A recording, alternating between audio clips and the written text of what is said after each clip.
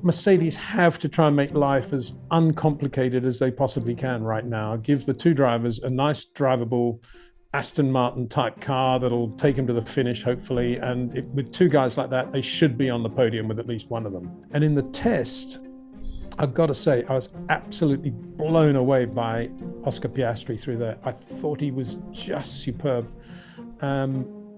Not since Lewis or Max have I seen a guy as good as that through turns 9 and 10. He was absolutely perfect too often. I've met people in positions of power and strength in Formula One who talk about drivers, and it turns out to be completely and utterly ludicrous because they have no idea what they're looking at. I'm not saying that Kimi doesn't have enormous talent. It's just that there's enough people talking about him, I'm going to look at something else. If Max dominates over the next 2 years, I think Liberty have the ability to make that something that is golden to Formula One, in the same way that Tiger Woods' dominance was golden to golf. Because it is such a fascinating science, I've never met an engineer who isn't happy to talk about it and to explain it. And once you grasp a concept, it then becomes about people anyway. It's not about numbers or geometric shapes or flows. It is about people. It is about this engineer, that engineer. And that is why I firmly believe that a Drive to Survive series about Formula One engineering would work just as well, if not as better probably, because you wouldn't have to fake very much.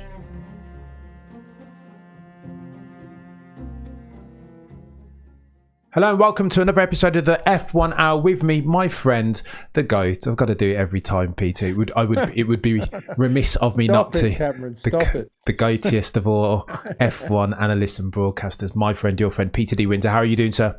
I'm very well, mate. Very well. But a bit windy here at the moment, so I hope the internet's going to stand up, but it should do, I think, hopefully. Fingers crossed. Come rain and shine, Peter, and we appreciate that each and every single time, Mr. Windsor. Can we talk about some F1? Because I was watching a documentary, not Netflix's Drive to Survive, but I was greeted with a surprise on my Sky Go. Some fella called Peter D. Windsor narrating the very first F1 Grand Prix and telling that story about Silverstone and talking about Farina's long arm style at the wheel.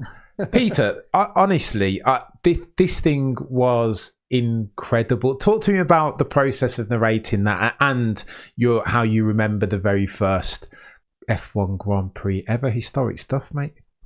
Well, it was. I mean, like Nigel Roebuck and a few of my other friends, I'm always slightly nervous about this whole thing of Formula One began in 1950 because it's a bit of a disservice to drivers like, I don't know, Tazio Nuvolari, Rudi Caracciola, Achille Vazzi, Gonzalez, well, not Gonzalez, but certainly those who did so much pre-1950. So we should never forget those drivers.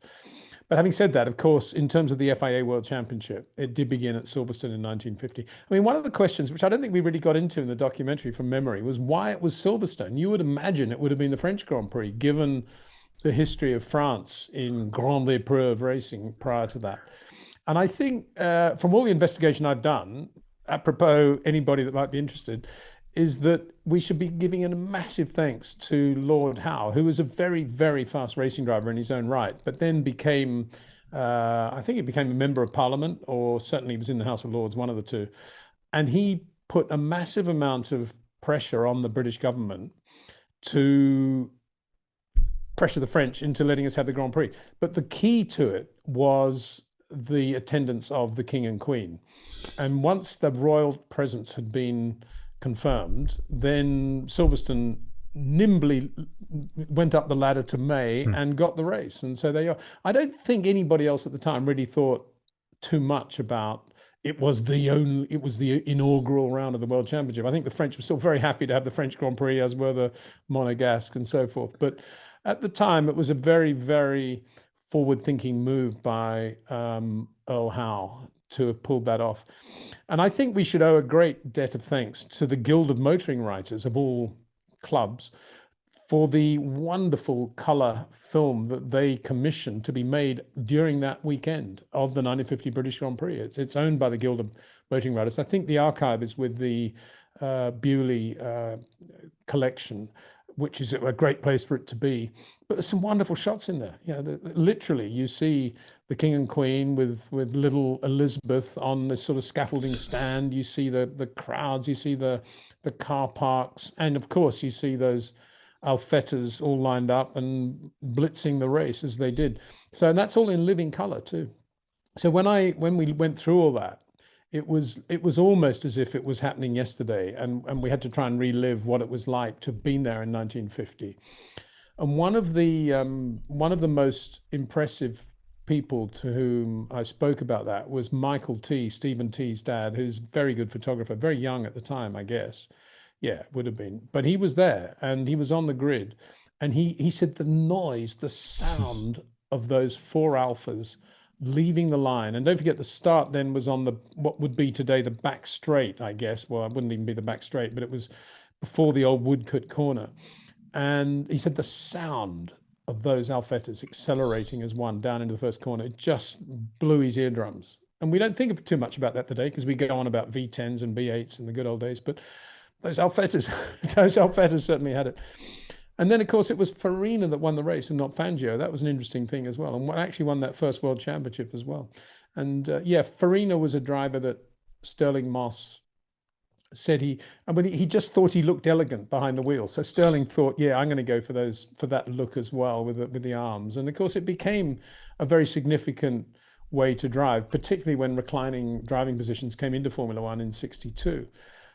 Jim Clark obviously took that to another world. But it reminds me, actually, it was quite ridiculous. When I was working for Speed TV in America one year, I went to a NASCAR race. Was it a NASCAR race? I think it was. Anyway, I was on this stand with Darrell Waltrip, one of the top NASCAR drivers at the time.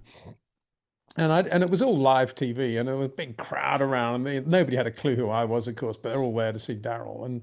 But I don't know how it was, but we got into I think I must have been my usual contentious self. And I said something to Darrell like, well, why do you sit so close to the steering wheel in those cars? I mean, can't have enough feel, surely, coming through all the pores of your skin to be able to drive that thing. And he said, it's the only way to drive, man. Yeah.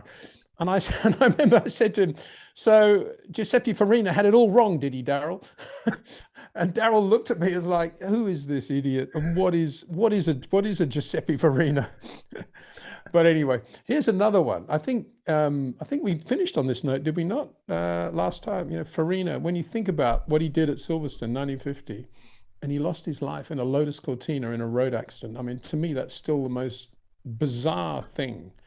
And Farina used to attend quite a lot of Grand Prix before he passed away, and a bit like me, bald head, and just was there, particularly Monaco Grand Prix.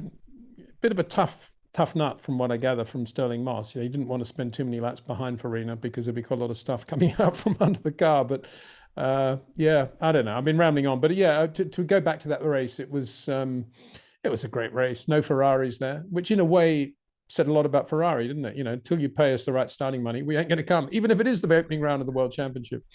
Can you imagine it today, Cameron? Can you imagine, I don't know, Liberty doing some new thing where it was the first race ever in, I don't know, or the first return to South Africa, whatever it was, some big thing that they were going to do. And at the last minute, Ferrari said, oh, no, we're not going.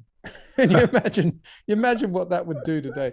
But of course, then they just accepted it. Oh, well, Ferrari's not there. It doesn't matter. Alfa will win it. Okay. Blimey. Different time, Peter, man. Yeah. This is listen, I always get stumped with the next question when you start waxing lyrical about. Genuinely, Peter, it's incredible. It was a different time, and even watching the footage in the documentary, it just felt purer. Can I say that? Is that too polemic? It just felt purer, and of course,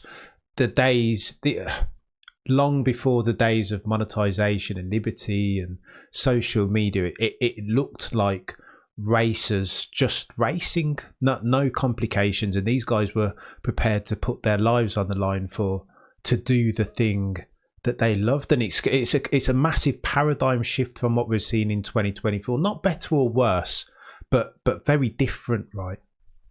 Yeah, completely different packaging.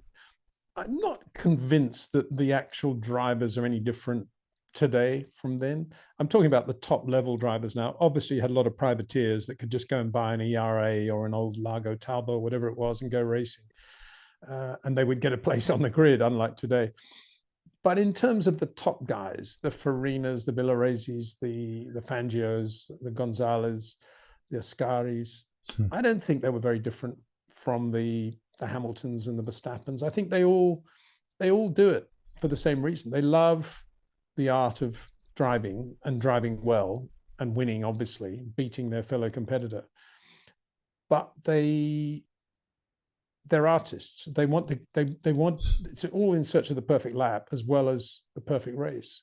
And I think that's a characteristic that is absolutely a thread throughout all the eras of Formula One.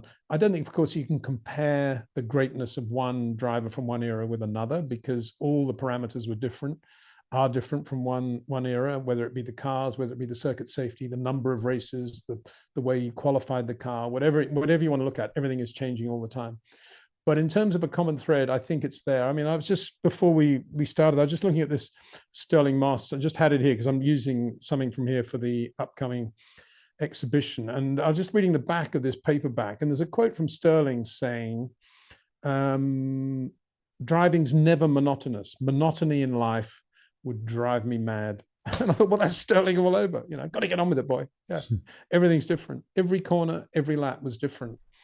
It is different today still, and that's what gets Max out of bed. That's what gets Lewis Hamilton out of bed, for sure. I remember on one of your live streams, you talked about using the same analogy about painting and artistry, that the equivalent for an F1 driver is that they're using the throttle pedal and the steering wheel as their paintbrush and their easel, right? And I thought it was a brilliant analogy. I'll never forget you saying that on a stream, one of the many gems that you've dropped. Fast forward to 2024, and it is race weekend. Bahrain. What are you looking forward to this weekend, and what's your level of anticipation, bearing in mind testing looked like Red Bull kind of have the whip hand? Yeah, I mean, testing for me is a little bit of a blur, because all I can say in my naive way is Red Bull looked to be about where you'd expect them to be and where they were anyway, which is in control, doing the fuel runs and the long runs whenever they need to with impunity. Max looking completely relaxed and happy with the car, not going out there for headline lap times, typical Red Bull at this stage. So I think they'll be the pace setters. But I think Ferrari, as I've said a couple of times, I think they're a little bit nearer to Red Bull than they were, and I think they'll be looking for, if we can get the pole and we can get the lead into the first corner, we can maybe start to force Red Bull into having to race a little bit differently and to think a little bit differently about strategy. I think that's what Ferrari's plan will be. They'll be really trying to make the car quick for qualifying to get the car on the front row. It's not that it's that difficult to overtake in Bahrain, but I think it'll just be a psychological thing to get the Ferrari on the pole if they can. So I think that's one thing to look out for, trying to get Leclerc up there, or maybe even Carlos Sainz, obviously. Mercedes, yeah, I think they'll be a bit nearer to Ferrari. If you concede that they were perhaps a bit behind Ferrari, I think they were by the end of the year. And I think they've obviously got a more conventional car, and therefore with drivers like George and Lewis, they're going to be right there. They're going to be thinking of podium finishes at this stage, I would imagine. Reliability key, obviously, for them. If they can get points on the board early with reliability, that'll be a great thing for them. But below that, no anti-dive suspension. No, I apologise, Peter, for interrupting. But no anti-dive suspension on that Mercedes critically. They tried it apparently, and then they've taken it off since because the drivers complained. Do you reckon to that? Well, as I said at the time when Scarbs was talking about it and we were in conversation, I thought it's a bit of a complication for a team that's never really got to the bottom of why their other car didn't work aerodynamically. They're now putting this complicated thing where they're sort of adjusting it from race to race. I remember Ron Taronak did a route once with all four suspension on the car were identical, because that was for ease of repair. But no, it was Colin Chapman that did. I think it was the Lotus 77, which was really easily adjustable suspension layout and pickup points from race to race. And to expect a team and drivers to be totally on the case of what you're going to need precisely at the next circuit it's a big ask given the number of races in the championship anyway, and the pressure that's on everyone. I'm not surprised that just out of the box the drivers said this isn't working, but I suspect they'll go back to that. I can't imagine they'll stay away from it once the thing gets underway. But yeah, Mercedes have to try and make life as uncomplicated as they possibly can right now. Give the two drivers a nice drivable Aston Martin type car that'll take them to the finish, hopefully. And with two guys like that, they should be on the podium with at least one of them. That's from a driving perspective, I think. And then after that, I think it's just a blur of cars and teams, and I've got no real feel for who's going to be at the top of that bunch. I guess Aston Martin, but that may not be the case.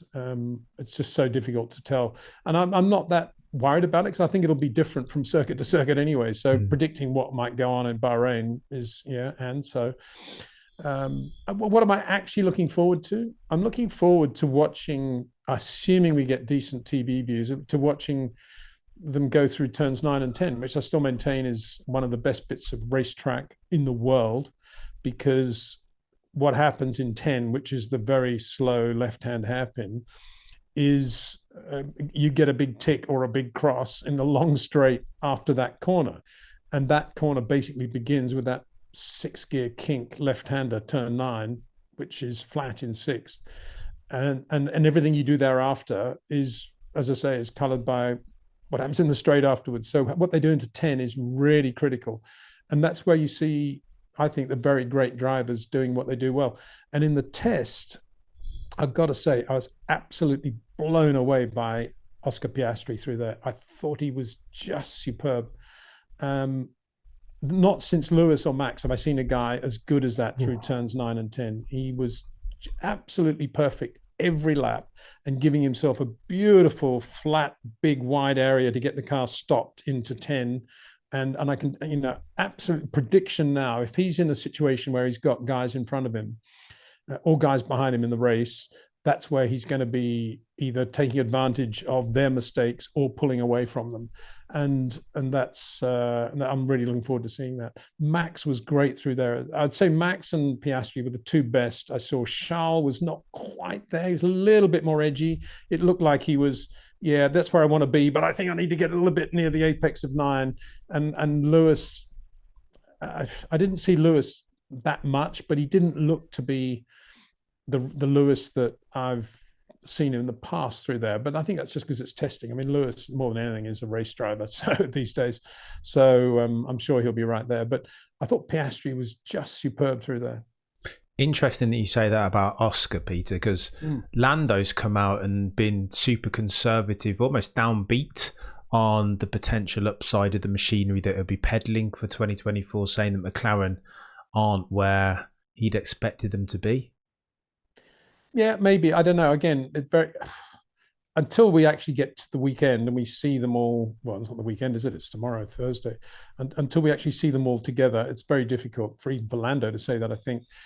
But we'll see. I mean, I didn't mention McLaren. I should have mentioned McLaren. I can't imagine they won't be right there. When I say right there, in a position to be a challenger to Aston Martin. If they're thinking, oh no, where we were last year, this year we need to be ahead of Mercedes, then I don't think that's going to happen. But I don't think they should be down about it. And anyway, for me, the interesting thing there is more the comparison between Oscar and Lando, whether or not they're in fighting for 4th place or 9th place. In the way I look at Formula One, it doesn't matter that much. I'm just interested to see how those two guys compare. And are you still thinking that Oscar could have the beating of Lando as soon as this year? Well, all I'm saying is he looked superb through turns 9 and 10. I didn't see Lando in the same way through 9 and 10. So it'll be interesting to see how that manifests itself over the lap. I think everywhere else on the lap, I can't imagine that there's a lot more scope for Oscar to do anything very different from Lando, but through there, he's just amazing. And what he does through there, as I say, will only really bear fruit in a race situation when a guy behind is trying to lock up the inside front, or he's got a bit of a move on the back end and he has to come out of the throttle before going into 10 for a bit too long, whereas Oscar will be just perfect through 10. And that's where you'll see it. You won't necessarily see it on a qualifying lap, and it won't necessarily give Oscar it might give him a 10th or something like that, maybe. But it's in race situations that'll look good. But then the cool thing is that he's doing it on his own out on the circuit, which is great to see. I don't know. Yeah, I think McLaren will be good. But I mean, I think what the other thing that's really interesting, Cameron, and I know this isn't your question, but you may recall last year that I was very critical of the way the whole Oscar Piastri Alpine to McLaren thing was handled from an ethical point of view. And I wasn't saying that Alpine are a better team than McLaren or anything like that. I was just saying that when a team does actually give you some testing, give you sim time, and then declares you as a race driver, and you walk away from that, I always felt there was something, I'm very uncomfortable about that, given the number of very talented young guys that will never have a chance ever to race in Formula One. And here he was going away to McLaren. We know legally now that there's been no issues there at all. But I did make the point at the time that, yes, of course, if it was a clean sheet of paper and it was either McLaren or Alpine, you would say, oh, McLaren, for sure. There's absolutely no discussion. But given the situation as it was, I did say that in reality, I couldn't really understand what it was all about, because if Oscar had stayed at Alpine and his teammate had been Esteban Ocon, I think he would have not blitzed, but he certainly would have shown up Ocon in 2023. And then I said last year, he would have been in pretty good shape then to have got a decent drive. Think about this. Had he done that, who do you think would be on the top of Mercedes' list now to replace Lewis Hamilton? A lot of people may say, wow, oh, well, he's at McLaren. That's at least as good as Mercedes. And yeah, some people may think that, and maybe they're right. But if you are looking at it from 30,000 feet and you say, okay, for the next 5 years, you've got Oscar Piastri in a Mercedes, a factory Mercedes, or in a McLaren, in which team is he more likely to win a Grand Prix or 2 or 3 or 4, and maybe even a world championship? I would say Mercedes. And then the next point is that he's in a McLaren that is now quite Lando-centric, in the sense that in order to get Lando to re-sign for a long term, the team is quite sort of coloured in Lando's flavour of ice cream, if you see what I mean. Oscar will for sure still get a great car, and he won't feel isolated in that team at all. He's too good for that. But I think it's not quite as comfortable a situation for him as it would have been if he'd gone in at Mercedes and started giving George Russell a hard time out of the box, which I think he would have. You see what I mean? And Mercedes is a bit more clinical like that. And I don't know. I would love to have seen Oscar in a Mercedes. And I've said a few times, even now, I think Toto should pay the money to get him anyway, but I know he won't. So it's no point going down that path. But it's interesting to think about it, isn't it? If he'd been in Alpine, he'd probably be the Mercedes driver announced already for 2025. It's a really good shout, Peter. But if we were going to play silly season games, like, don't you want to be... I imagine being an F1 driver is almost like being on the right tire at the right time in changeable conditions, especially when most of these guys are signing 2+1 deals, so 2-year deal with an option for 1, or 1-year deal with an option for 1. So there's an inherent flexibility to all of these, especially the young guys' contract. Ergo, could Oscar not leave the McLaren team and still go across to Mercedes in 2025? Especially, Peter, when you consider the fact that Alpine, the one thing that most aficionados agree on is that if there is a last team on the grid, it's Alpine, courtesy of their power deficit, courtesy of their not fantastic aero, unreliability, lack of investment. Like, do you know what I mean? If I were Oscar Piastri, I think as disloyal as it was, I completely hear your point. I think I might have leaned into doing something similar. Yeah, I just felt that Alpine was a great team to be with for the first year, because there was nothing for him to lose there. He could only look good in an Alpine, and he would have looked good in an Alpine. And let's face it, Minardi didn't exactly hurt Fernando Alonso's career, did it? And Sauber didn't exactly hurt Charles Leclerc's Formula One career. Yeah. So all I'm saying is, of course, McLaren is a better team than Alpine. There's absolutely no argument about that. All I'm saying is that the amount of trouble and drama that occurred in order to get him from an Alpine into a McLaren is more than matched by the reality that if he'd stayed at Alpine with no drama, he would now be in a position to be going to Mercedes, which is a point I did make at the time. And as I say, some people, I mean, if you look at Lando, obviously if Lando hadn't signed his long-term deal, he might be on Mercedes short list as well. But it's a different thing because he had to think about where he was and what he was going to do. And the best option for him at that moment was to sign a long-term deal with McLaren and happy with the team. But it was a different thing for Oscar because it was his first year in Formula One. And in theory, he was going to be racing an Alpine for a while. So there was no choice. That was it. And that whole McLaren thing came up because it was a new option and a new idea. And Mark Webber did a very good job, obviously, to get him into that. But had he stayed at Alpine, I keep making the point, I think you'd see him listed as a Mercedes driver for 25 right now. Wow. It feels like the trend, as aforementioned, right? It feels like the trend is to do the Fernando Alonso thing and just almost be a thoroughbred sellsword, go where the money is, here and now, and not really do any forecasting, and there's no patience. I mean, Alonso's testament to that example. How many teams has he had in the last 5-6 years? He's skipped every single year. That's a very good testament to don't do that because it hasn't worked out for him. Yeah. And I don't think Oscar went to McLaren for the money. I think he went there because it was a better team and he was going to have a better future there if he wanted to stay there all his life, I guess. And there's no doubt it is a better team. There's no doubt about that. But if you'd said to Oscar halfway through, and if he'd stayed at Alpine, and you'd said to Oscar halfway through 2023, right, you got a chance to go to McLaren or factory Mercedes replacing Lewis Hamilton, I wonder what he would have said. But then you're baking in this unknown that Lewis moves, right? Who knew Lewis looked like he was going to be there forever? Okay, after Lewis has left. Yeah, it's a good shout. Because because he was in Alpine, he was always going to be in a position to be able to move if there was a big move like that. Whereas everybody else had to make commitments, but he didn't because he could have got, as we know, he could have got out of that Alpine contract at any time he liked. Blimey. So it was actually a great place to be because it put him in a very flexible position to show how good he was and also to move if ever the right opportunity came up.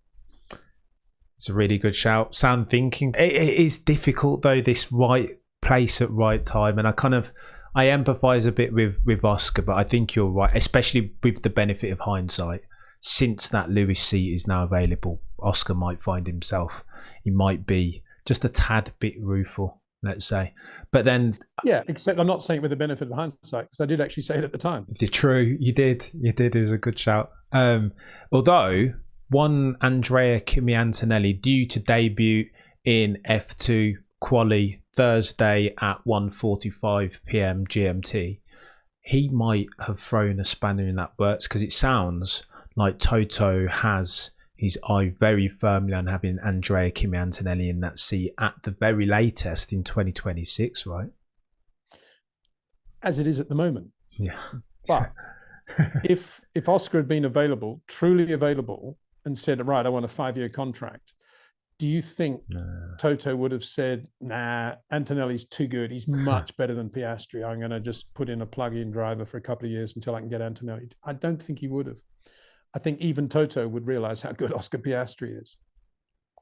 And it's interesting. Everybody's talking about the great Kimi, but as a result, very few people are actually talking about Oscar at the moment.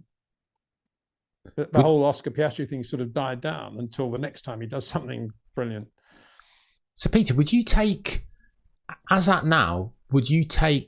Oscar over Kimi? Do you think he's got more potential upside with what we know now? It's not that I think he's got more potential upside. I think there are too many people shouting and screaming about Kimi. And as I've said before, I always go in the opposite direction when I see all that going on, because too often I've met people in positions of power and strength in Formula One who talk about drivers, and it turns out to be completely and utterly ludicrous because they have no idea what they're looking at. I'm not saying that Kimi doesn't have enormous talent. It's just that there's enough people talking about him. I'm going to look at something else. As I said many times, I can't get my head around it when so many people are sort of trending in that direction. I think I'm rapidly becoming an Oliver Behrman fan, as a result. Let's see how they get on Thursday. It'll be interesting. I'll be watching that very well. I mean, of course, he's in a absolutely no-lose situation because he's with a great team, Every time he goes quicker than Behrman, they're going to say, wow, what a hero. And every time he's slow, they're going to say, well, it's his rookie year. Come on. He's missed Formula 3 completely. What do you expect? So he's in a perfect situation. That's another reason that sort of, you need to just be a little bit, take a few steps backwards and put a reality check in there.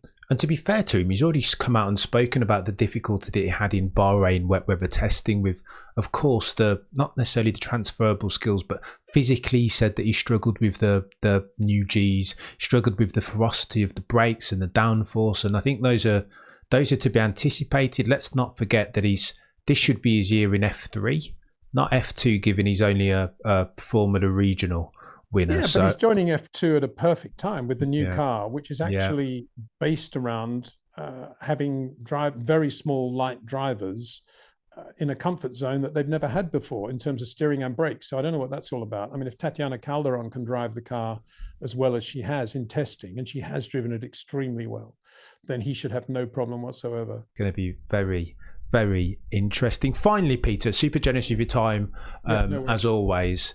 I want to ask you about the business of Liberty Media, because it's not lost on me that Liberty are due to come out with results this morning, I think. Forecasts are saying that their top line should be 2.4 billion USD as versus 1.7 billion last year. And that's serious year-on-year growth. I am concerned, however, that they might not be able to continue this growth spurt. Or even better put, that they might have to do some, not nefarious, but they might try and continue to grow the sport in a way that's not true and fair, not representative of the F1 that going back to 1950s, courtesy of social media, clickbait, and expanding the sport into countries that aren't necessarily F1 fans through and through. What do you think about that, Peter? I'm a big fan of Liberty Media and everything they're doing, to be honest. I think it's a bit like Pirelli. I think you can always find faults. In Pirelli's case, maybe the tires aren't as good as they should be, or Liberty Media's case, maybe they focus too much on one area and not another. But what's the alternative? And I think there's so many positives to what Liberty are doing that we should embrace them. And I think Formula One will continue to grow with Liberty. To be honest with you, my biggest reservation currently is with the FIA and how that interplay works with Liberty. And if you look at NASCAR, you look at IndyCar, they actually regulate their own championships. Formula One is out there on its own, really, with Liberty owning it, but FIA regulating it. And we've seen more worrying, really, are the number of good people that have recently left the FIA. And let's go back to Abu Dhabi 21. I mean, that wasn't a Liberty thing. That was an FIA thing. And we've never really had any real signing off on that race. We've had Michael Massey effectively being fired, and that was it. That's totally inappropriate. And that's not, that's nothing to do with Liberty. And so I would say all power to Liberty, and I think they're doing an excellent job. All power to Formula One and the teams that are doing the hard work and making it happen. Unbelievably long calendar. Yes, of course, it would be wonderful to be racing in India again and South Africa and other nations. But ultimately, it is the teams that have to pay the bills. And if the money isn't coming in from sponsorship in the way it used to, from tobacco advertising, let's be frank, and Formula One in a way has priced itself out of the general sports sponsorship marketing pool, then it has to go where the money is, which is putting on races and television rights, which is what we're doing. And that's why I have so many races. And to that, I think they're doing a good job on that. I really do. And I think we should not forget the job Liberty did during the COVID period as well. Absolutely superb. Stefano Domenicali, Ross Brawn at that point. I mean, we couldn't have been in better hands. It's a difficult one as far as the number of races, though, that a lot of people are saying that 24 might be a bridge too far, particularly as F1 have filed patents pending and copyrights for Chicago Grand Prix. What do you make of the Chicago Grand Prix? It's my kind of town. Well, I would love to see a race there. As I said before, I'm not a fan of these of street races where the circuits are just sort of the last thing they think about. Let's put in 3 DRS zones, long straights, hope there's lots of overtaking, the odd crash or two. I'm not a fan of that, but equally, I am a fan of a city like Chicago being on the Formula One calendar, just as I am a fan of Austin, Miami, and Vegas. They're great names. I just wish we had Long Beach back. So yeah, I hope it happens. I'd love to have a race in Chicago. Number 25, Peter? That's a lot of races. Yeah. As I say, Formula One got fat in the tobacco era.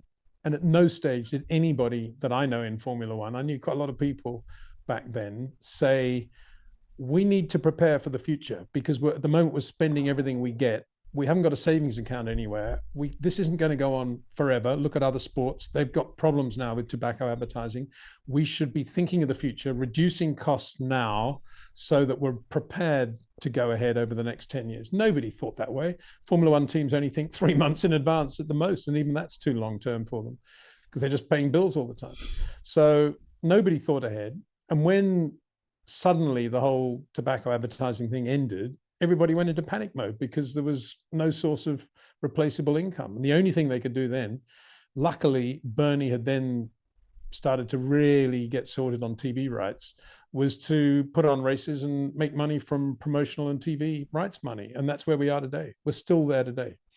The budgets are still, as much as they're curtailed by the budget cap, there's still enough expenses outside the budget cap. And anyway, the budget cap limit is still so big that we're still well beyond the reach of, as I say, the general average sports sponsorship market. And so we have to rely on having a lot of races.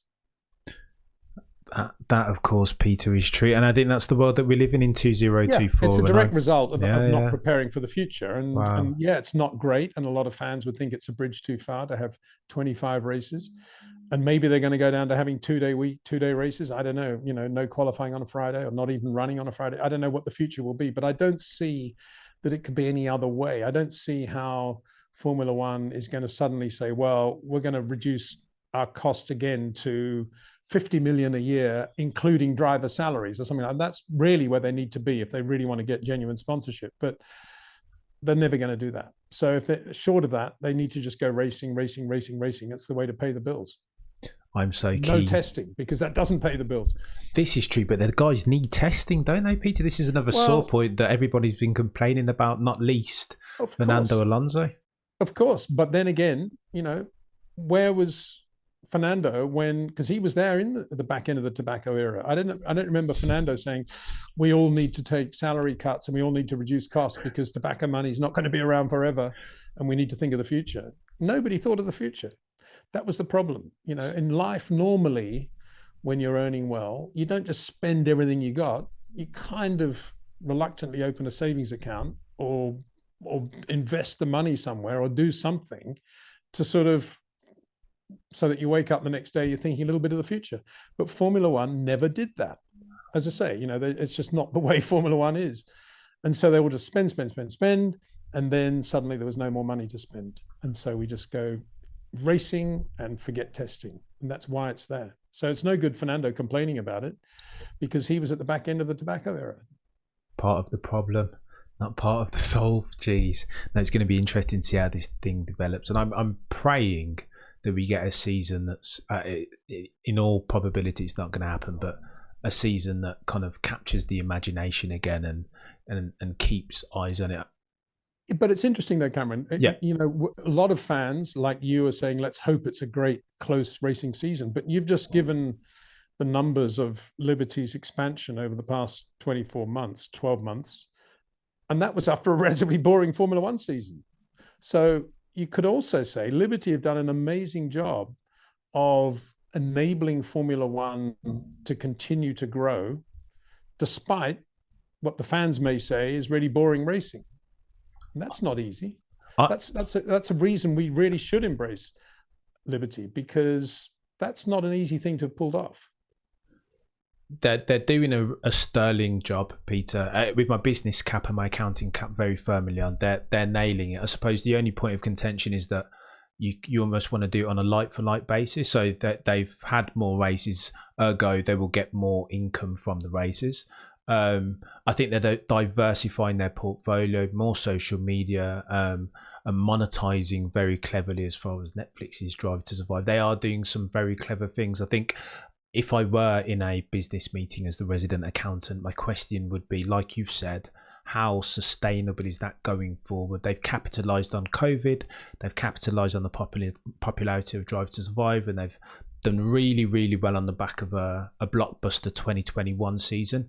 But if you imagine another 2 years of Max Verstappen dominance, with results being kind of like a year in arrears almost, that growth spurt is going to plateau, if not drop off, right? So what's the next step? I don't agree with that. I think Liberty have the ability to make Max, if Max dominates over the next 2 years, I think Liberty have the ability to make that something that is golden to Formula One, in the same way that Tiger Woods' dominance was golden to golf. And I think Liberty will capitalize on that rather than see it as a burden. And so far, the evidence suggests that is the case, because he's been dominating for the last 3 years, and Formula One isn't exactly going downhill. It's a tough sell, right? And again, it depends on the lens through which you ingest your F1. So me and you, Peter, we can appreciate Max's Monaco qualifying and the dominance almost ad infinitum that's been 22 and 23. But there are a portion of the fan base who are on a promise, right? They came into the sport at like massive 25% of the existing fan base came into it via Drive to Survive in 2021. And now they're seeing a Max Verstappen dominance. There's a mismatch in their expectations almost. So I think even in North American figures, if you kind of check them out, they even dwindled last year as people started to dial out ever so slightly, depending on what sources you cite. But well, yeah, and I think that's because, as I've said many times, they're not opening the doors that are there to be opened in other areas of Formula One's platform. And I've said many times, we need to start seeing the drivers' briefings. We need to start having GoPros in the road cars going to and from the track. We need to see the debriefs, one team selected per race. All those things are out there. Okay, they're not happening. And at the moment, the teams would be incredibly negative about that. But they were negative for a while about Drive to Survive. Everything changes. And Drive to Survive can evolve into Drive to Survive for the engineers, or for the mechanics, or for the motorhomers. Yeah. There's so many different ways you can progress from here. And I'm not suggesting that Formula One can live purely on the purity of a Max Verstappen lap and how good he is. I'm not suggesting that. What I'm saying is that there are many avenues still to be explored. And even on a weekend where Max is at his most dominant, you still have the start. You have the potential for a first corner shunt, you have DRS, and you have pit stops, and you have safety car interventions. Yeah. So there's quite a lot of stuff you can throw in there that a TV producer in the 80s never had, or even the 90s.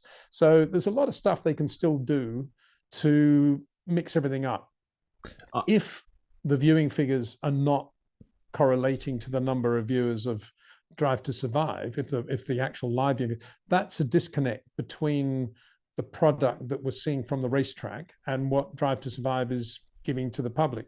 And as I say, I think that product from the racetrack should be and can be massively excited, and we can have a lot more different things we can be talking about and showing that we're not. And I don't think I'm the only person to think that way. And I think that's where Formula One has to go. It has to open more doors.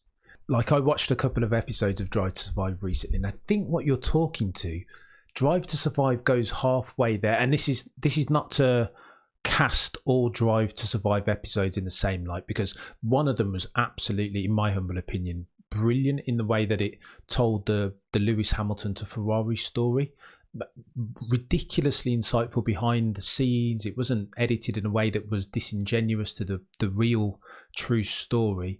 So I think that's like episodes of Drive to Survive like that are almost 70% to ticking the things that you're talking about, the behind the scenes footage, the conversations with the drivers on the handling dynamics and the technicals of the car.